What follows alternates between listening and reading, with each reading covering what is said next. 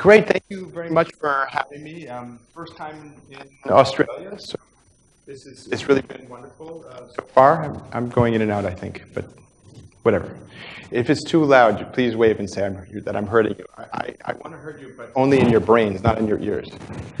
How many people in the room identify as investigators, researchers of some kind? Okay, and keep your hand up if you would say that actually your primary mode is as an observationist, as someone who describes the world. So hold on, so most people did not raise their hand. So most of the rest of you are in intervention work of some kind or another. Fantastic. Okay, so what ultimately, I completely agree. Just take this up. Just tuck it off. I think you need to move it.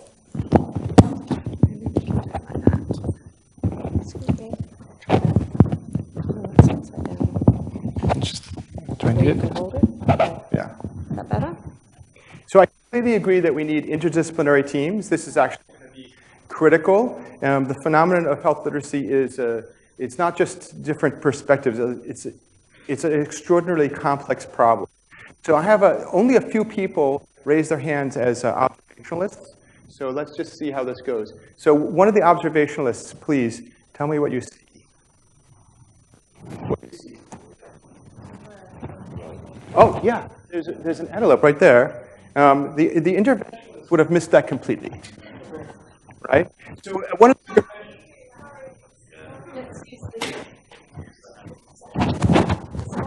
yeah.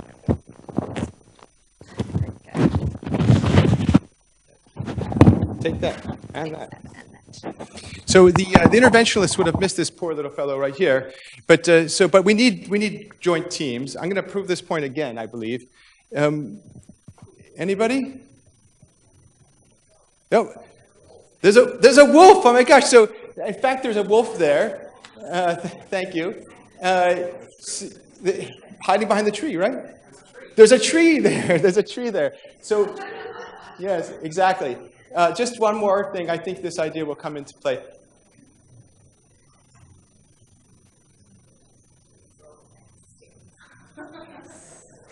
Oh my gosh! Oh my gosh! Okay, fair enough. Okay, there you go. So now you can't unsee that. You cannot unsee this. Once you see it, you cannot unsee it. There you go. So, but the thing is, we need interdisciplinary teams because, in fact, there are people who describe the world. There are people who actually, this is what they do. They can teach us how to understand what's happening. But actually, we also need other people who actually will take on the risk of trying to change the world, to improve the world.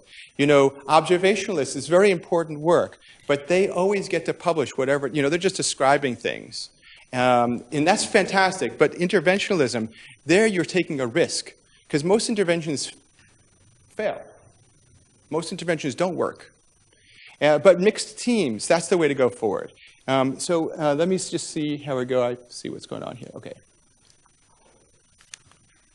So, we've done a fair amount of observation in this space, in the health literacy space. We've done a fair amount of descriptive work about where there's a problem in all of these topics and many, many more, because I made this slide like a decade ago. Many, many topics, we've seen that there's this phenomenon that we can call low health literacy that leads to worse outcomes.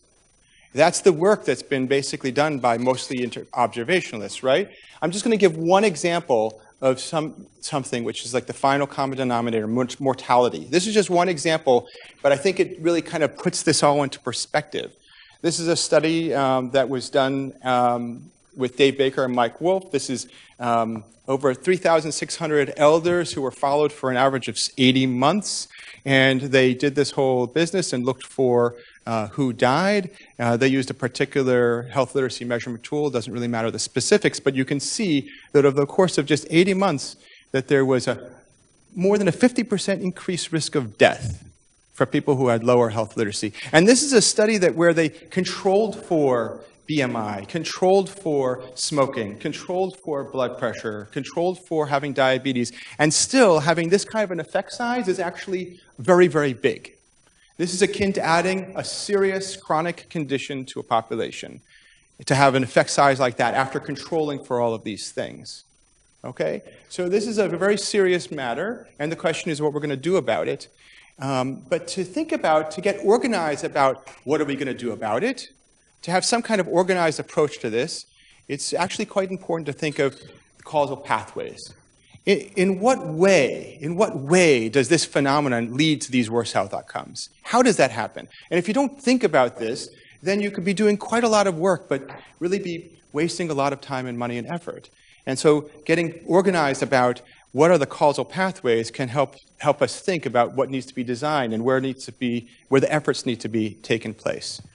I'm going to take a pause with this dramatic lightning storm and say the following. My life has been full of blessings, really tremendous blessings. I have never known hunger. I've never known homelessness. I've never had my house exploded. Right? There's all kinds of blessings. And but there's another one, which was I came from a very supportive family. You know, my parents always said, Michael, the world is your oyster. You can do anything you want. Anything you want. You could be a cardiologist, you could be a nephrologist, you could be a pulmonologist, anything you want. Thank you. But seriously, in their minds, what that was, like to be a doctor, that was a thing. What it turns out is that actually healthcare is part of the service industry, just like everything else.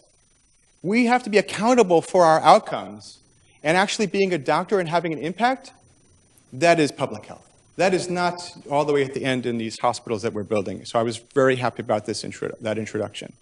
You know, ultimately, it's going to be in the population level, and at the same time working it out with people. People are just people, and I'm going to talk more about that in a little bit.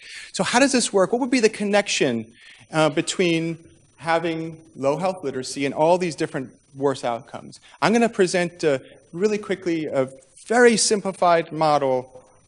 You're supposed to laugh at that.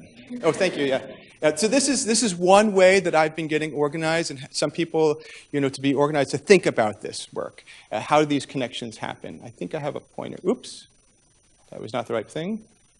Maybe a pointer. Yeah, so the main notion here that I want you to pay attention to is that there are lots of things that connect to who we say has limited literacy skills, but you have to kind of separate out some phenomenon, right? If the person's main barrier is vision or hearing, or, you know, there's other corrections for that. So, you know, in the US, for example, do you have or just, I'm sure it's true here too. What would be the most common reason why a person's vision is not enough, that their vision is not good enough to be able to see? What's the leading cause of functional blindness that you can't see? What? I can't hear you. Yes, so the answer is, public health answer is refraction, needing glasses. Okay, so most times when I present about this, you know, the medical mindset kicks in and says, oh, it's going to be glaucoma, or it's going to be, diabetes leading to, you know, macular degeneration. The answer actually is needing glasses. And that's true in all of the wealthy countries in the world. It's true that the most common reason of having not enough vision to be able to read and interact with the world through texts is refraction. So anyway, so if that's the problem, well, we'll get the person glasses. You know, that's actually a very straightforward type of a thing. That's a different type of intervention. You know, if the challenge, if the person's challenge is language, well, really, we have to find how to deliver language-appropriate medical services or public health in all the different languages that are needed. The correction is actually very straightforward. So let me just, let me just put these things aside. Okay, I've shown you I can use PowerPoint. Okay, good. But it's not really so simple, because frequently there are some weird interactions. It's not like you can just put something in another language and then say, oh, magically there's no health literacy challenge in that language. Well, that's obviously not going to work out. Oh, I put it in this person's language, now they understand everything and they're totally empowered. So there's frequently interactions, but let's just move on for the sake of time. And what I want you to see here is that in every dimension, either how people access and utilize healthcare, how people interact in healthcare settings, or in self-care, which is of obviously, the vast majority of care is actually people not in a hospital or not in a clinic. In all these dimensions, you should say, anybody who talks about a patient factor, you should say, what about the context? What's happening on the other side? People frequently think about like the provider-patient interaction, and they say, oh, how much self-efficacy does the patient have to ask questions? Very important. I'm gung-ho about this agenda. At the same time, to say that without saying, what are the phenomena of the providers that stifle and shame people to not ask questions? These things have to be answered in tandem. So anything someone says to you about a patient or a person, you have to say, okay, how about the other side? If you don't, you're just blaming the victim. Okay, so something about, oh, how do patients navigate the system? Well, how come it's so complicated to navigate the system? And what are we doing about those? So the answers in this space, the answers, the solutions here, you have to be open-minded, equal opportunity to come up with answers however you can. And frequently they're at the system level. So let me just not get these confused. I need a reader. Joel, will you read this one out loud for us? Yes, I will. The nation needs AIDS. Free men and women, let's protect ourselves. Okay, so is that really what this means? Thank you for, will you try this? I said the same thing. Same thing. Anybody want a different reading of this?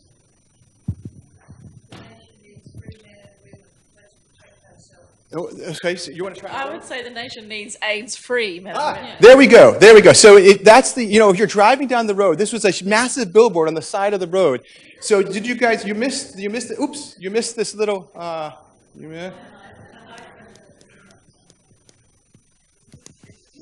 come on. You missed the little hyphen, right, exactly. Too excited with the clicker, See this little hyphen here? See the little hyphen? Yeah. You're driving down the highway, certainly observing the speed limit, and this is going to freak people out, okay? So we actually have to do a lot better than we're doing. There's a lot of examples of how we can do better than we're doing. So yes, in fact, this is the nation needs AIDS-free men and women. See, that's you got it fine. Yeah. And there's a lot of ways to improve on this. Here's an example of something I heard recently from one of my students in the hospital. Good news, I checked on your MICs and your plates show no resistance. This is something that she said to a patient. And I said, okay, what's a plate? And she looked at me like I was a complete idiot, which is certainly the case. But still, you should not talk to people this way. It's rude to say something like this. And what do you mean to a patient when you say to a patient, you have no resistance? I don't know. It's just craziness. Here's another example of something that a patient brought to me recently. I thought it was, oh, did I lose it? I lost it. Anyway, there's so many examples of this. It's just hard to even count. So here's the next point that I'm trying to make. Who knows what this is? LA, it's LA, exactly. This is LA on Monday, LA. So what this means to me to share with you is that it's good that we're focusing on this health literacy stuff. It's appropriate.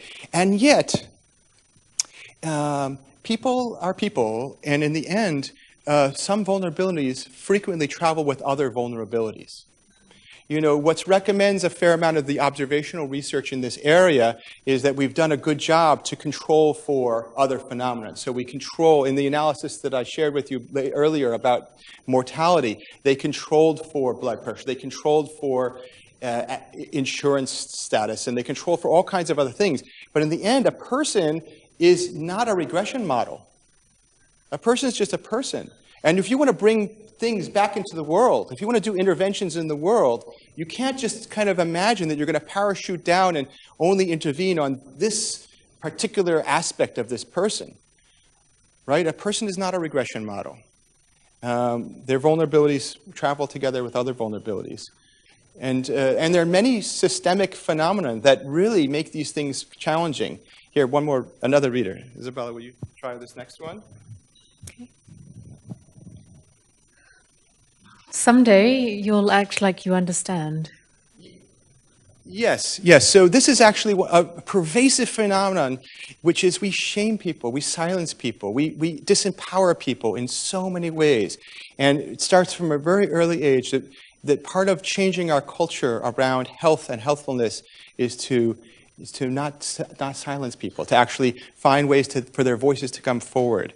Here's another example of things that systemically need to be managed. What am I saying here? In fact, you will know people who leave the path that was led for them, that was set for them in their life. You will know people who are the first people in their family to go to college, the first people in their family to succeed in various dimensions of their life.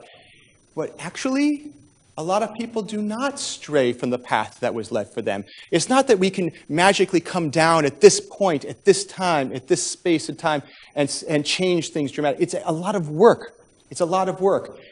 I mentioned yesterday, the vocabulary that you bring to preschool, to kindergarten, determines your whole life's earning potential, determines your whole life trajectory for the majority of people. So when we go and we interact with someone who's been set on a path, with the social determinants that have put them in that space. And we think that we're going to do this kind of empowerment. It's just not, it's a lot of work. It's not outside of a context. And much of what we're doing in the system is actually quite dangerous.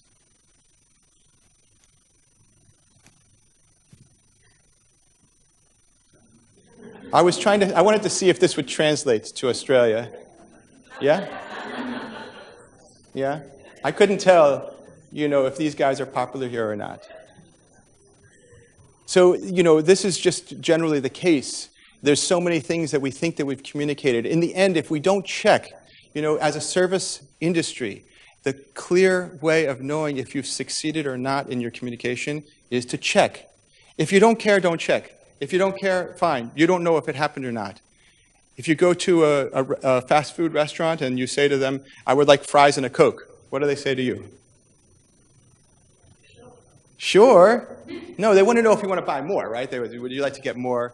Yeah, but at some point they turn back to you and they say, that would be fries and a Coke? They repeat the order back to you because they know you'll be dissatisfied if they don't get it right. Okay? And we're dealing in things that are much, much more complicated and much, much more dangerous than whether or not you get fries and a Coke on that day. And yet we don't check. And that's really the way, if you care about the result, you're going to have to check.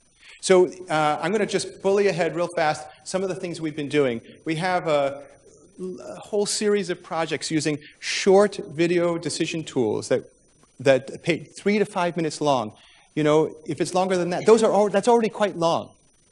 3 to 5 minutes that a patient sits and does this together with somebody. If it's a public health worker or if it's a nurse or a social worker or somebody, they sit together and they have a shared vocabulary this way so it can springboard them into a discussion about whatever the topic is. We've been doing this in a whole bunch of different areas, in a whole bunch of languages, and we're more than 12 RCTs successful into this. So we started a foundation and trying to get this out in the world. Here's another model, a totally different platform that we've been using. This is an avatar system that we can put now on any screen. Put it on a desktop or a laptop or your iPhone or Android phone. So we do these things. The character is talking, and then the user is responding back either with a touch screen or mouse or something like this. And we've been doing this for a bunch of different types of contexts. This was a program to promote walking of the elderly, and it went great. The users, are people who've never touched a computer before in their life. You can design things for patients to use, for people to use that it's just that you have to push beyond kind of the normal industry requirements of what is thought to be intuitive design. Unless you actually do work with your target population, you do not know if they will be able to do it. And so we do a lot of this kind of stuff. We have a system in the field now for people with advanced diseases. Data comes back from their experience with these systems to a research nurse that can then activate the care teams appropriately, if the person's having unremitting symptoms or needs some other support. And I think with that, I'm going to have to end. I run this program called the Tool Shed. So if you're interested to learn about health literacy measurement tools, we have There are 133 tools right now in the shed, and we're aiming to bring in about another 10 more or so in the next couple of weeks because we're out of date already. There's more and more being developed. Some of them are your fault. Sorry for pointing you out, but it's true. And so this is tools to measure individual health literacy. That's just one part of it. And as Kirsten mentioned, I run this journal. I can tell you, as a final point, that Australia actually is batting above its weight. It is actually doing better than many other countries in terms of submissions to my stinky journal. So I'm very happy about that. Keep it up. And together we can make this field really as vibrant as possible, and that would be fantastic. It will take interdisciplinary work.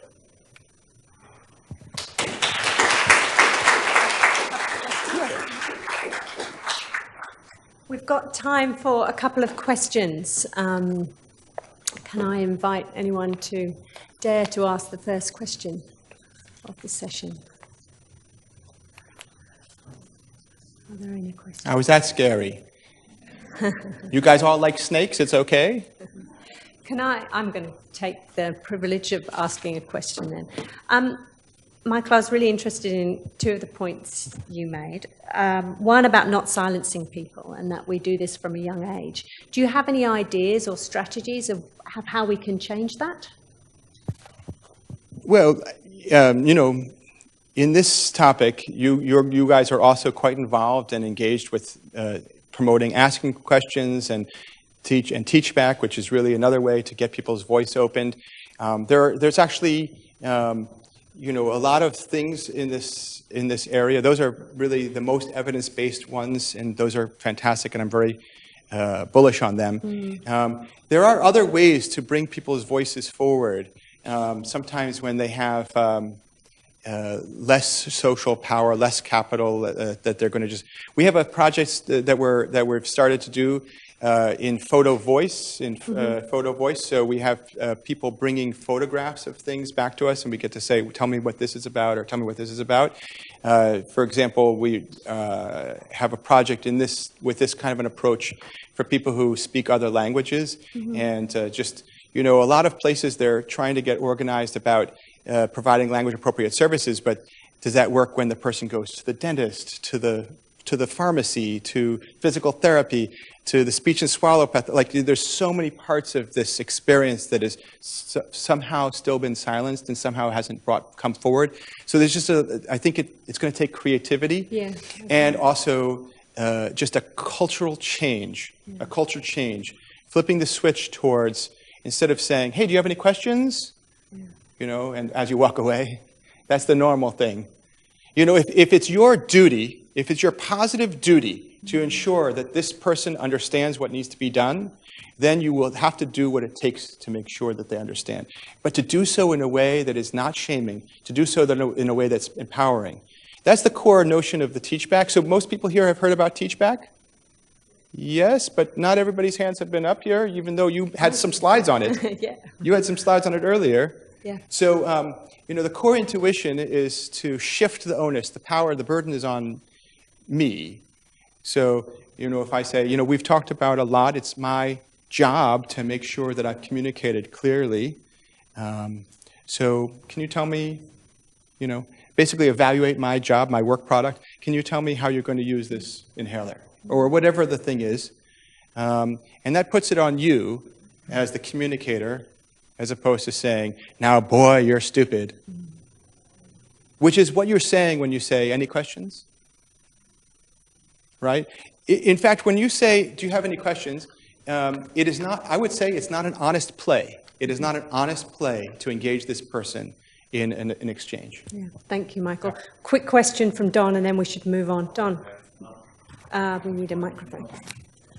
So Michael, I really like, and I know a number of people here use and admire the model you put up earlier, the causal pathway model. But if you look at it, it's really all about clinical decision making. It looks like that. And many of the most important and profound decisions that people take in their lives are not made in a clinical setting. They're made in the home, in the community, in the workplace. I just wonder how your model accommodates that, because you could argue that the bit to the left that you eliminated is actually really very important contextually in the way in which people make decisions in their lives. Yeah, so it happens that a lot of my attention has been focused on clinical context because that's where I've had a lot of opportunities to do work, but we have also projects outside of clinical contexts. We have a new project that I'm very enthusiastic about, in 30 African American churches in the Boston area, and so it's actually outside of the healthcare context. It's all within community faith-based organizations. But really, actually, I think what you're thinking is about the self-care space over here. There's different ways of thinking about that. It doesn't have to all be self-care. The purpose of putting this other project that I just mentioned in these faith-based organizations is that it's not only self-care. There's other types of organizations out there that can have an impact on people's outcomes. But yeah, so I think a lot of this stuff that happens at the bottom here needs lots and lots of improvement. You know, so there are I mentioned this earlier, there are over 20,000 health apps in the iStore, but they suck. It's effectively a market failure. If you think of any really good example of tech that works in healthcare, it's really not working. You know, let me say it this way. Fitbit, anybody? Fitbit? Fantastic. Not a single one of my diabetics with an A1C through the roof are using a Fitbit. It's effectively a market failure. The people who have a Fitbit are the people who need it the least. Not a single one of my heroin addicts is using a Fitbit. None. There's a market failure. So there's a lot of stuff that we can be doing in the self-care space that maybe it needs different labels over here, that I completely agree with you. It depends on a lot of context. But until and unless people who care about this topic bring this conceptualization to the space of health IT. Health IT is going great for people making a lot of money on the digerati, people who are well-heeled and well-enabled and very educated in that space. It is failing the market that we care about.